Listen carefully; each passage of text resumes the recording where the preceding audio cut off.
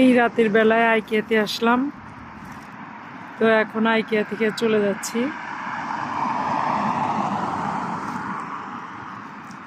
এখানে এখন উইন্টার, এর জন্য অনেক তাড়াতাড়ি সন্ধ্যা হয়ে যায়।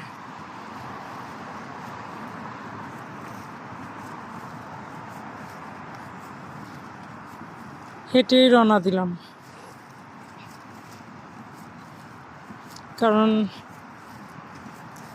প্রতিদিন বিকেলে হাঁটি, এই কারণে ভাবছি যে হেঁটেই যাব। শরীরের জন্য ভালো হাঁটা, এই কারণেই হাঁটবো, কারণ আজকে আর হাঁটা হয়নি, এই জন্যই হাঁটবো। আর ওয়েদারটা খুবই ভালো আজকে।